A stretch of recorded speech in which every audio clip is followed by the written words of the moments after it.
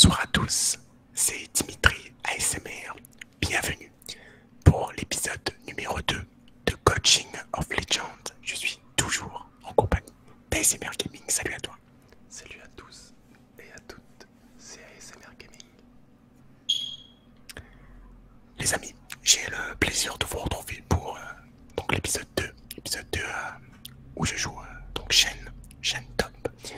Durant cette vidéo, je n'étais pas en compagnie d'ASMR Gaming, j'étais en compagnie de deux autres abonnés que je remercie, que je profite pour remercier d'ailleurs. C'était Winsmoke qui joue Cassio Pyramide et Gatling, donc Noir des Pétards qui jouait à ADC durant cette game. Donc aujourd'hui, nouvelle phase de gameplay, la top lane, où ASMR Gaming va m'aider en quelque sorte sur mon stuff, sur mes placements, sur un peu tous mes moves quoi. Surtout que durant cette game, j'ai vraiment adopté un rôle de support, donc vraiment différent de la top lane habituelle quoi. Ouais, c'est ça. Ça va changer un peu du gameplay vie qu'on avait vu l'autre fois. Puisque une phase de lane et une phase de jungle, c'est totalement différent. Et surtout là, tu nous as fait une très belle performance, donc ça va être intéressant à analyser. C'est vrai que j'étais pas mal présent sur les assistances avec des dégâts parfois plus ou moins réussis, on le verra dans la vidéo. Mais voilà, donc ça reste à améliorer, notamment sur le stuff. Je me suis renseigné comparativement à la phase de gameplay avec Vi. Je me suis renseigné un petit peu plus sur le stuff à adopter avec Shen. Malheureusement, je connais pas tout, donc j'ai pris les objets conseillés, mais SMR Gaming est là pour me dire un peu à quoi ça correspond, un peu tout ça. Ouais, c'est ça. Mais déjà, il n'y a pas que le stuff, il y a aussi les maîtrises. Et on verra tout à l'heure une fois dans la game que tu as fait un très très bon choix de maîtrise pour Shen qui vont te permettre d'optimiser un maximum le potentiel du champion qui est en rapport notamment avec tes auto-attaques et ton ulti.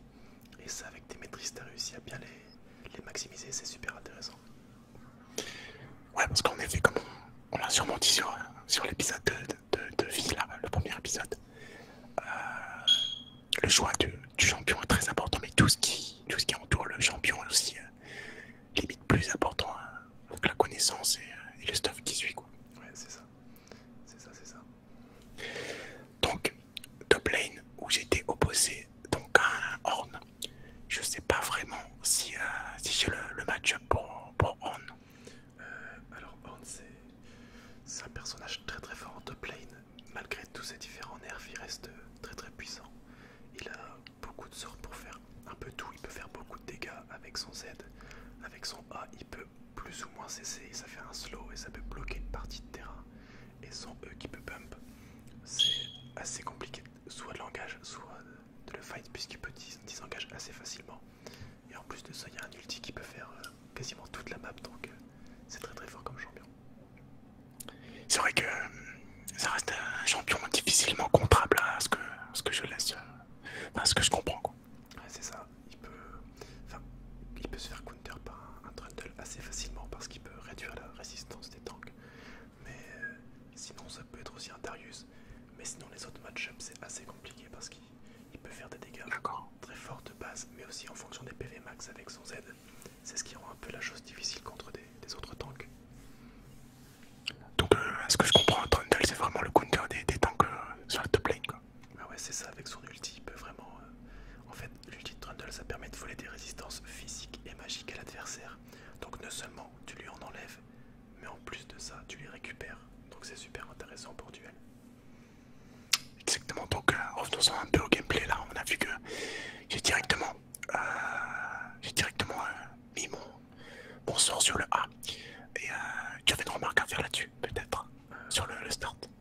Alors, c'est déjà très bien de commencer en A avec Shen quand t'es contre un opposant mêlé. Mais par contre, pour ceux qui ont fait attention, il a monté directement en fait dès qu'il est arrivé en game. Il a monté son sort.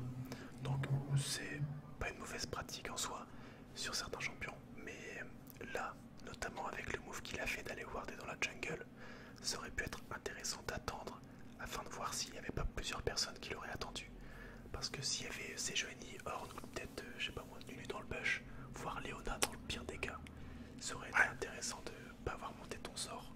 Au moins en les voyant, t'aurais pu monter rapidement faut essayer de t'enfuir avec le dash. C'est vrai que là, ça aurait pu me coûter cher, quoi, le start. Ah ouais, c'est ça. Dans le cas où ils étaient vraiment tous là, quoi. Ouais, clairement. Donc là, on voit que j'ai vraiment pas mal push dès le début avec... j'ai start bouclier de Doran et potion. Il n'y a pas vraiment d'autres starts possibles avec Shen ou Ben oui, il y en a plus, il y en a toujours des starts possibles, hein, mais lui il est plutôt pas mal parce que c'est... Surtout contre ton laner qui poke beaucoup, c'est très intéressant d'avoir le bouclier de Doran, puisque l'effet passif de cet item, c'est qu'à chaque fois que tu te fais toucher par une compétence ennemie, pendant un certain temps tu vas récupérer des PV, comme on peut le voir maintenant au-dessus de ta barre de vie. T'as la petite icône du bouclier qui indique que tu récupères des points de vie. Du coup, c'est vraiment très intéressant dans le cas où j'ai vraiment pas vraiment l'avantage comme ici là sur le match. Ça peut vraiment faire office de potion limite, quoi. Ouais, c'est ça, quand tu te prends des petits pokes et que tu attends que ton icône soit partie, tu l'as rentabilisé au max en fait, puisque tu te prends un dégât, tu recules au moins pendant ce temps-là, il se refresh pas et ça régène beaucoup de points de vie. Limite au début, tu gagnes des PV quand il te frappe, quoi. C'est ça. Après là, cette phase de lane va vraiment être très monotone. Il n'y aura pas vraiment de gros push.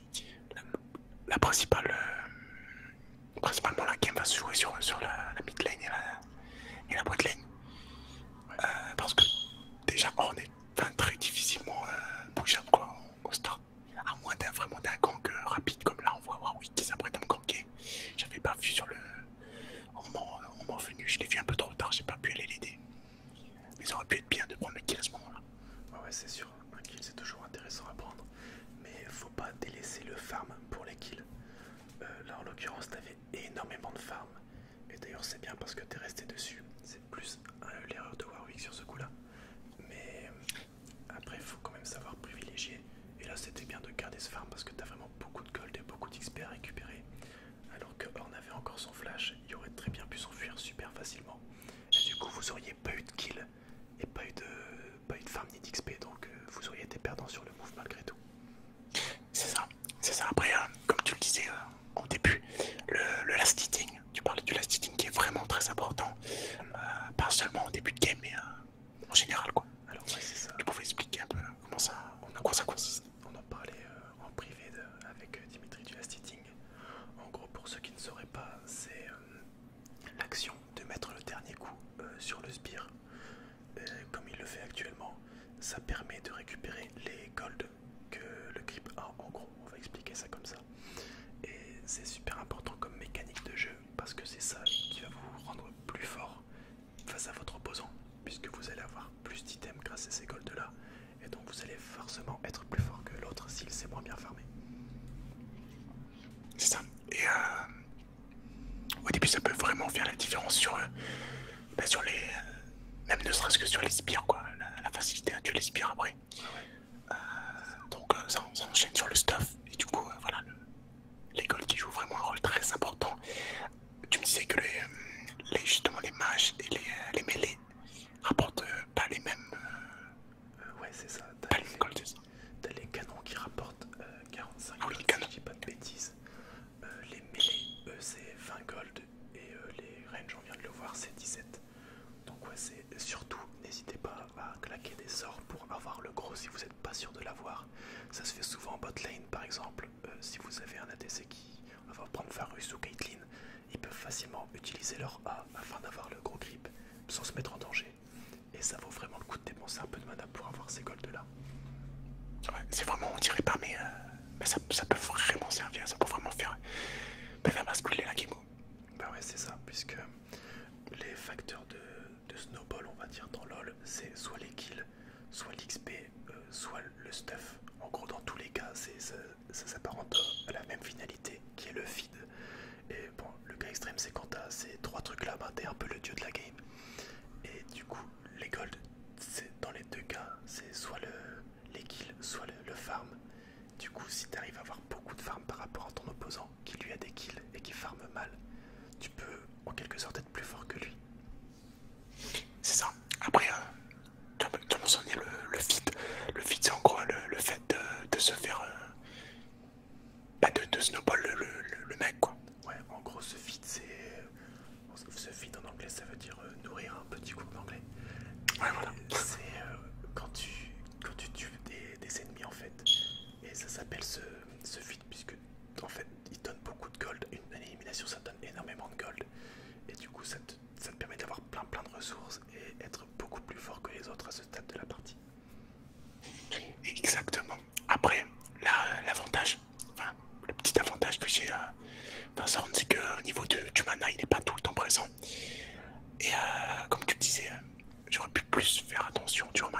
sur sa barre de mana Ouais, pour c'est ça. pouvoir continuer mes pushs. Mais c'est vraiment un truc que je ne regarde pas et qu'il faut que je corrige quoi. Ouais, parce que les personnages à mana, surtout ceux qui en utilisent beaucoup, en ce moment t'as Swain qui en utilise pas mal. Ornn aussi là, il a spam ses sorts, du coup il y en a pas beaucoup. Et en l'occurrence, lui, il a plus de mana et il continue de faire le malin face à toi. Alors que t'as complètement l'avantage. Hein. Toi t'as toute ton énergie, lui il a plus rien. Et d'ailleurs regarde, hein, il recule, il sait qu'un peu que t'es le patron maintenant parce qu'il a plus vraiment les ressources de te combattre. Et en plus de ça, il faut savoir que les creeps, ils vont taper les champions qui tapent d'autres champions. C'est-à-dire que toi, avec ton taunt, si tu le... Comment dire, si tu le tauntes en fait, si tu l'agresses avec ton taunt, il va te taper. Et du coup, tes creeps à toi vont le taper lui. Donc avec Shen, c'est intéressant de se battre quand t'as beaucoup de creeps à toi. C'est ça. D'autant plus que si on est sur la tourelle, c'est encore plus avantageux de prendre, de se faire agresser quoi. Exactement. Il y en a qui n'hésitent pas à dive des chaînes et ça peut justement leur coûter préjudice quoi. C'est ça. Là, on vient de voir un ulti sur la bot lane où j'ai vraiment un move pour tenter d'aider. Après, je sais pas si ça a vraiment été rentable ou j'aurais dû partir plus vite sur ma top lane. Plutôt que les aider. Là c'était bien parce que t'as pas perdu trop de creep. D'ailleurs tu peux le voir, là t'arrives et tu récupères toute la wave, donc c'était une très très bonne TP. Alors en plus de ça t'as récupéré 2 assistances, donc les assistances ça te ramène quand même pas mal de gold. Donc là par rapport à Ornn, ben, t'as l'avantage de ça, puisque t'as plus d'assist que lui. Et par contre le petit truc que t'aurais pu faire c'était d'ulti le Brand plutôt que Vayne, puisque c'était Brand qui était focus et donc c'est vrai qui avait des risques de mourir. C'est vrai, parce que le Tijan il confère un bouclier, c'est ça, si j'ai bien compris. C'est ça. Au cas que je t'ai. Plus t'as de vie et plus t'as d'AP, plus le bouclier va être important. Exactement. En parlant d'AP, donc tu as dit qu'il y avait 23 sortes de champions, de dégâts de champions. Tu pouvais préciser un petit peu, détailler un petit peu. Alors en effet, il y a, comme le dit Dimitri, il y a 3 sources de dégâts dans LoL. Il y a les dégâts AP, donc les dégâts de magie, c'est power, je sais plus exactement la définition, mais power attack ou quelque chose comme ça en anglais. Donc AP, les dégâts physiques, donc physical damage en anglais. Et les derniers c'est les dégâts bruts. Donc la différence entre les trois, c'est que l'AP, donc c'est des dégâts magiques. Vous pouvez le voir sur vos sorts parce que les ratios AP sont écrits en vert. Donc c'est très simple de savoir quand c'est AP. Vous mettez votre souris sur votre sort et vous regardez si c'est écrit en vert, c'est de l'AP. Dans le cas où c'est orange, c'est parce que c'est des dégâts de physique, donc de l'AD. Donc vous faites des dégâts, vous créez des dégâts avec la damage en fait. Je crois que dans les stats ça se dit damage ou plus dégâts d'attaque, c'est ça plutôt. D'accord. Des dégâts d'attaque pour augmenter l'AD. Et pour les dégâts bruts, là il y a une maîtrise qui vient de sortir qui le fait, donc conquérant. Et les dégâts bruts, c'est des dégâts qui passent à travers toutes les armures. Donc c'est le genre de dégâts qui est super fort. Et il y a ah oui. Ouais. C'est vraiment exclusif à certains champions où il y en a vraiment beaucoup qui lancent ce système-là. Maintenant avec la maîtrise, il y a tout le monde qui peut le faire si tu l'équipes. Donc c'est la maîtrise. D'accord. Sinon t'as Darius qui le fait avec son passif et son ulti.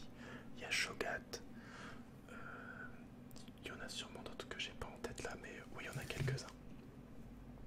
C'est vraiment utilisé principalement sur la top lane ou peu importe, ça c'est vraiment un peu partout. Concernant la rune, je saurais pas trop dire.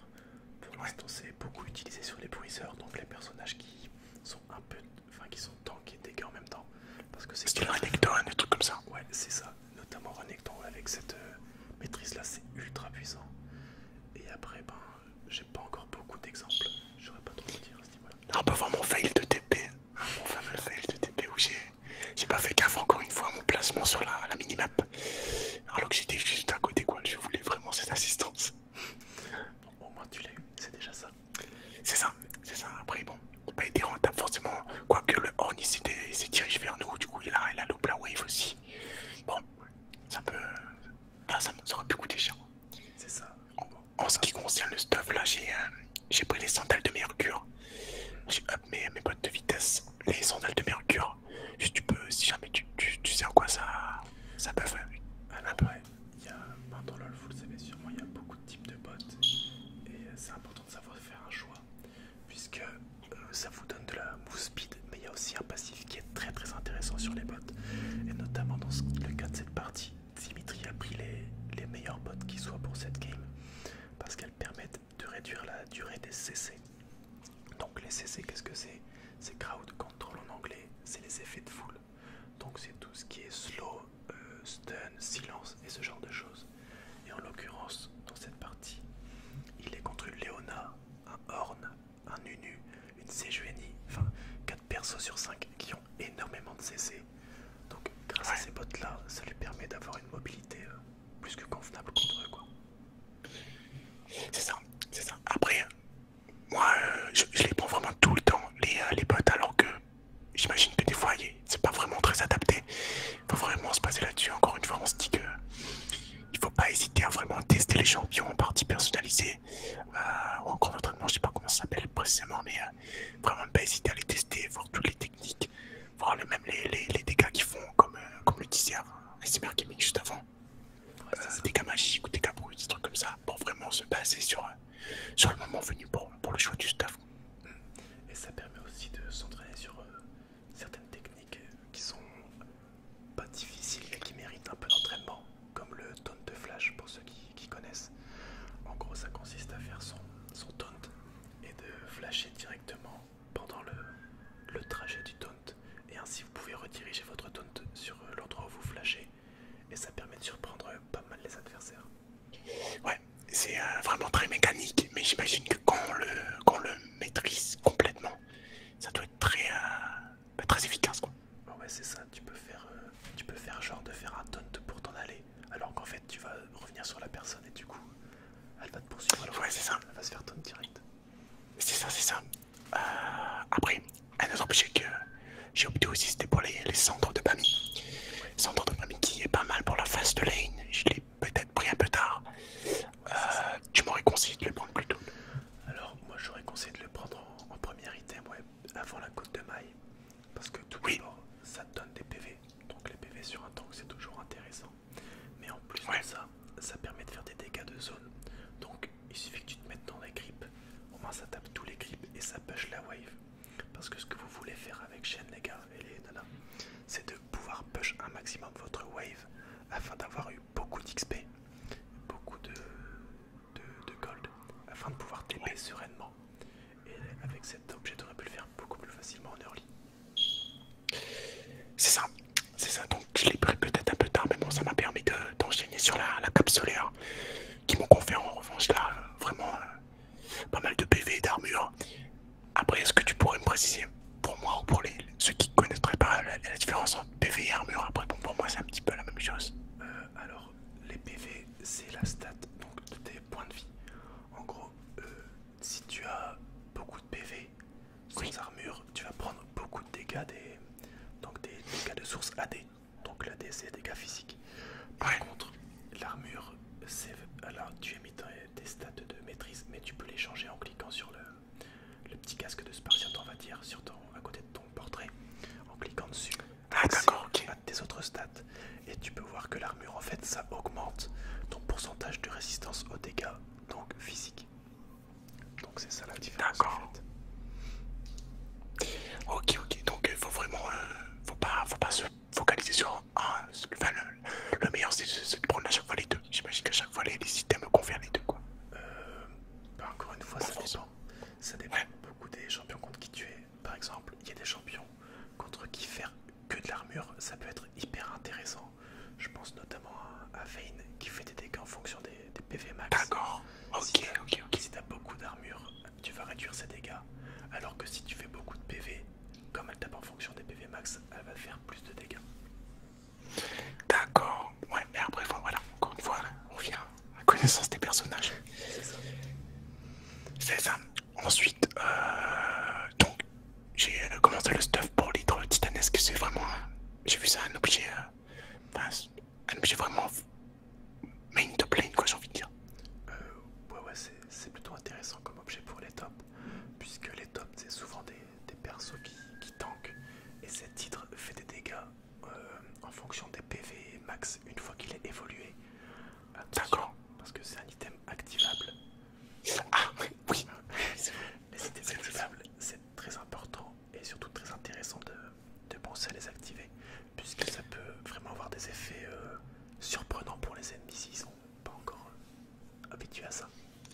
c'est ça. Après, moi comme je disais avec Marc Gaming aussi en off, c'est que c'est peut-être le cas pour certains d'entre vous qui commencent LOL. Mon mémoire, j'ai vraiment pas le réflexe d'activer mes objets activables. Justement, je préfère plus me focaliser sur des objets qui au contraire s'activent directement, quoi. Ouais, bah, c'en est un peu plus ou moins pareil, hein. Je dirais qu'on n'est pas habitué au MOBA en particulier, et surtout avoir beaucoup d'items à activer, on n'y pense pas forcément. Moi le premier, hein, quand j'étais buté, j'ai galéré. Ouais. Et pour contrer ça, j'ai eu plusieurs techniques. J'ai commencé à être support, donc ça m'obligeait à porter des wards et à faire des objets pour mon ADC. Et après j'ai fait des objets qui pouvaient s'activer, pas forcément en fight, mais sur la fast lane. Par exemple la barrière de commandement, bannière pardon de commandement, ou le Sephiroth. C'est ça. Après moi je l'ai vu durant ta vidéo que je conseille d'ailleurs à mes abonnés d'aller voir le gameplay Sion que tu avais fait avec la bannière. Ouais, c'est ça. C'est ça. Qui est vraiment pour moi vraiment un item extraordinaire. Parce que voilà, tu peux expliquer vite fait comment ça se passe. Alors, plus précisément parce que la bannière de commandement, c'est un objet qui est très intéressant puisqu'il vous rajoute de la résistance physique et la résistance magique. Donc c'est souvent créé sur les tanks et les supports. Et cet objet est un activable qui permet de booster un grip. Donc vous choisissez un grip sur votre lane et vous pouvez le sélectionner afin de le rendre plus puissant. Donc ça a pour effet de le rendre plus tanky, qui tape plus fort, il tape plus vite. Si tu décryptes, vous récupérez les golds. Et ça c'est super intéressant, d'autant plus que c'est compatible avec le Najor. Donc ça peut vraiment faire le taf. Ouais. Ça peut se cumuler quoi, et du coup les sbires deviennent vraiment ultra puissants quoi. C'est ça, ça vous fait un joueur en plus, on en parlait encore une fois en off. Oui c'est ça. C'est ça, ça rajoute limite un champion sur la partie. Et qui rend d'ailleurs au niveau de l'ennemi, ça les oblige en quelque sorte d'aller le buter quoi. Ah oui en effet, tu me le rappelles parce que je l'ai même pas précisé dans la description. Mais le grip qui est boosté a pour effet de énormément tanker les dégâts magiques. Donc en l'occurrence dans cette partie ça aurait été bien puisqu'il n'y a que Vayne qui a beaucoup de dégâts physiques. Et peut-être Nunu avec son 1 il aurait pu le manger. Mais en gros, comme il y a beaucoup de tanks ou de personnages magiques, ils auraient eu beaucoup de difficultés à le dépush. Et ça aurait nécessité que quelqu'un aille sur la lane pour le dépush. Et pendant ce temps-là, ta team aurait pu faire le taf de l'autre côté de la map en quelque sorte. C'est ça, c'est vraiment... ça peut encore une fois faire basculer la game. À ce moment du gameplay là, je suis présent pardon, sur 13 kills. 13 kills sur 27 pour la team. J'ai vraiment fait pas mal d'assistance durant cette partie. J'étais un peu contraint parce que j'allais... j'ai pas l'habitude de prendre trop de risques. Contrairement au début, à mes débuts. Mais quand je peux effectuer le roaming, justement je n'hésite pas. Et voilà, si tu peux vite fait expliquer ce que c'est que le roaming sur la lane. Alors le roaming en soi c'est principalement destiné aux laners. Ça correspond en gros à, traduction encore une fois, à vadrouiller. Donc c'est pour les laners qui ont pas mal de CC ou pas forcément.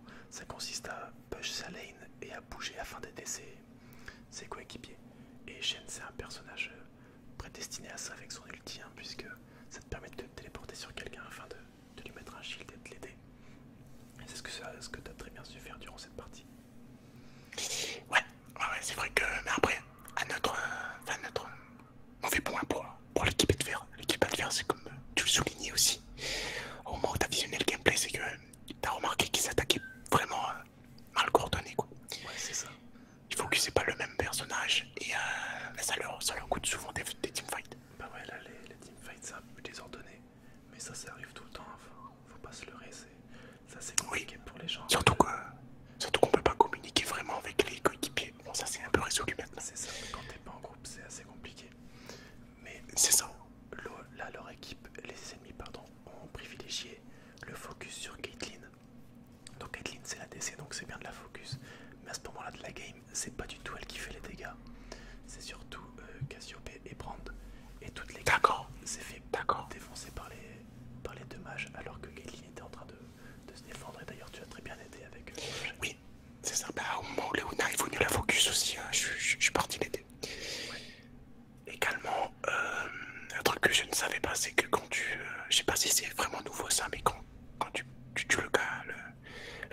d'ailleurs ça fait apparaître une ward dans la jungle. C'est ça. Je savais pas du tout.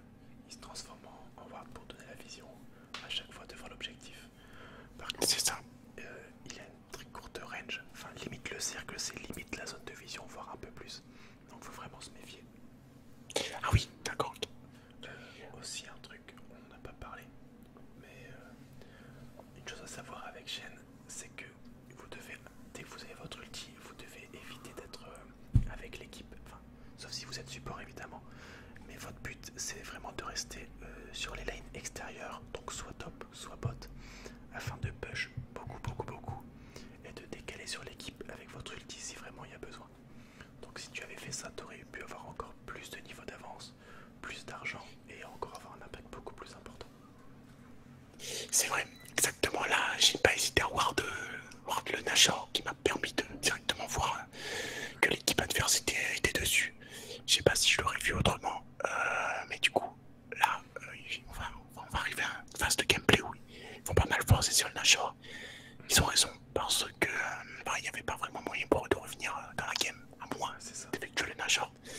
Pendant que je prends le kill sur Nunu, qui d'ailleurs sera vraiment un kill peut-être décisif parce que ça va permettre à cancel le Nashor. Du coup, il a pu récupérer toute sa vie et ils ont fail le Nashor là-dessus. Ouais, là clairement t'as vraiment fait le taf pour cancel le Nashor parce que c'est le genre de choses qu'il faut pas laisser passer. Il faut pas forcément se mettre en danger, mais faut montrer à l'équipe ennemie qu'on est là et qu'on va défendre le Nashor, qu'il faut pas leur laisser parce que c'est un très gros avantage. Ça booste vos creeps qui sont très difficiles à dépush, donc ça peut permettre d'offrir des tours. Ensuite de ça, ça donne de l'XP à toute l'équipe et des gold à toute l'équipe. Donc, encore une fois, on en revient au facteur de snowball. C'est ça. Très important de le défendre ce Nashor. Le Nashor il donne des golds à toute l'équipe même s'il participe pas au fight. Ouais, c'est ça, c'est... D'accord. Même si t'es mort et tout ça, tu as quand même les golds. D'accord, ok, mais ça c'est bon à savoir. Parce que vu que souvent, des fois l'équipe adverse voit qu'il n'y a personne sur les lanes et du coup ils se doutent un peu que t'es sur... Enfin que l'équipe est sur le Nashor, du coup s'il y en a un ou deux qui restent sur la lane, ça peut porter à confusion du coup. C'est vraiment pas mal. Après il y a aussi les trappes classiques qui se font avec des trinkets rouges, tu retires toute la vision autour du Nashor. Et ainsi les mecs ils vont se dire, ah, ils sont en train de le faire, faut qu'on aille le défendre. Alors qu'en fait vous les attendez tous dans le bush et vous les matraquez une fois qu'ils rentrent quoi. Ah d'accord, ok. Ouais, c'est vrai que c'est vraiment pas mal ça. Ça doit se faire souvent j'imagine. Ben souvent non, parce que t'as les ADC souvent qui prennent le trinket bleu. Donc le trinket bleu c'est celui qui donne la vision de loin. Et D'accord. une fois qu'il n'y a plus de vision, souvent ils l'utilisent pour regarder rapidement. Et donc s'ils l'utilisent sur le Nashor et qu'ils voient que le Nashor n'est pas engagé, souvent ils n'y vont pas quoi, ils savent qu'on les attend. D'accord. Là ils vont encore refaire le Nashor je crois. Ouais c'est ça. Ils le refont. Encore une fois on est présent. Enfin, on est trois mais bon on est présent quand même.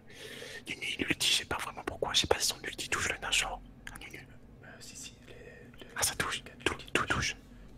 Ouais, ça touche tout le monde, tous les ennemis, les creeps, les champions, D'accord. les monstres épiques, vraiment tout. Ok. Mais donc là, on a vraiment bien fait de rester sur le Nashor parce que je pense que s'ils auraient eu le Nashor, ils auraient pu vraiment counter. Je sais pas s'ils gagnaient, mais les counter, oui, ça c'est sûr. Ouais, ils auraient pu vraiment récupérer un peu d'avantage.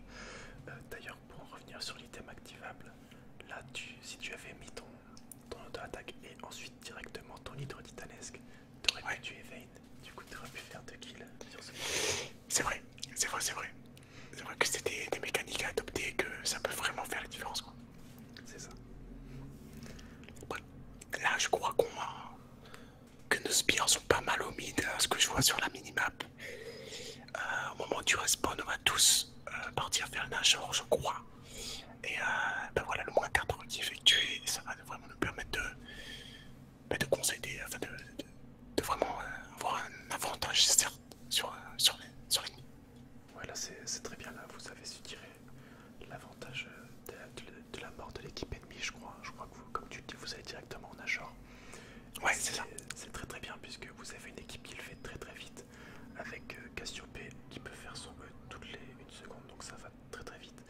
Warwick qui, une fois que la cible est mid HP, il tape encore plus vite, donc plus de dégâts. Et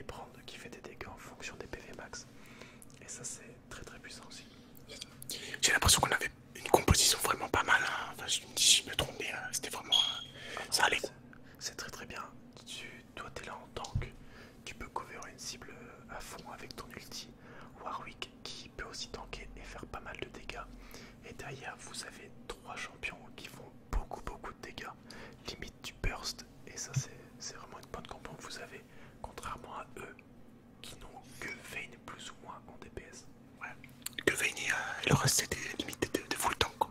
Ouais, c'est ça, ils pouvaient vraiment la protéger, mais ils ont pas dû jouer, ils ont vraiment pas joué la compo comme il fallait. Surtout que si dans ce cas la Vayne se fail un peu au début, c'est vraiment mort quoi pour la suite quoi. Ouais, c'est ça. Alors là, sur ce fight, on a pu voir que Léona, elle s'est jetée clairement dans la gueule du loup. Donc c'était pas vraiment terrible, mais ce que toi t'as fait, c'est que tu la donnes directement. Ouais, Alors, c'est ça. il faut savoir que Léona, c'est un champion support, donc il fait beaucoup de CC. Et une fois qu'elle a plus de CC, elle fait plus rien. Donc elle peut pas vraiment gêner ton équipe. Ce que tu dois faire, c'était limite lui mettre quelques coups le temps qu'elle soit, pendant qu'elle est toute seule. Et une fois que tu vois Vayne, ton but c'est d'aller sur elle et vraiment l'empêcher de jouer quoi. Toi tu dois être un aimant à la DC, tu dois courir dessus pour faire un max de dégâts si ton carry n'est pas en danger.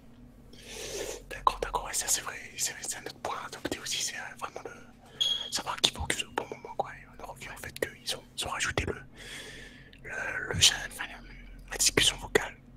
Enfin, sur League of Legends, et du coup c'est vraiment un bon point. Ouais, c'est ça, ça permet vraiment de communiquer beaucoup plus facilement avec son équipe. Ben c'est ça. Après, il y en a qui jouaient beaucoup en primate sans forcément parler, ce qui est un peu dommage. Et là, d'avoir cet avantage de pouvoir parler pour dire qui focus, quel move faire, etc., il faut vraiment en profiter. Ben surtout que c'est très simple, quoi. C'est vraiment très simple, c'est dans directement dans le jeu, quoi. Ouais, c'est ça. Et en plus, là, on y va un peu se jeter sur le prendre, voilà, si je te laisse continuer. Je disais que c'est tout bête, hein, mais ils ont vraiment très bien réussi, ça consomme pas beaucoup de ressources du PC, tout ça. C'est vrai. Donc c'est vrai que surtout. Ouais. Surtout que même moi, avec mes 200 ping constants, ça influence pas du tout. Et c'est vraiment pas mal. Très très bien optimisé. Sur ce push là, je crois qu'on termine la game. Je dis pas de bêtises. Ce qui serait pas mal, c'est que la prochaine fois, tu me conseilles un personnage, enfin avoir un personnage de préférence top. Alors tu veux que je te donne un personnage top? Vas-y, est-ce qu'on fait ça pour peut-être pas la prochaine, mais pour une vidéo qui arrivera? Alors moi j'aime bien Darius, en vrai, je trouve ça très très fort et en fait c'est trop fort et ça fait beaucoup de dégâts, ça tank énormément et je trouve ça vraiment fort. Ok, donc Darius, peut-être pour la prochaine on verra. Quoi qu'il en soit les amis, moi je vous laisse. Je vous dis à la prochaine, c'était l'épisode 2 de Coaching of Legends en compagnie d'ASMR Gaming. Je le remercie encore, n'hésitez pas à aller voir sa chaîne. Et merci à toi. Et de rien, et salut tout le monde, bonne nuit. Salut, ciao.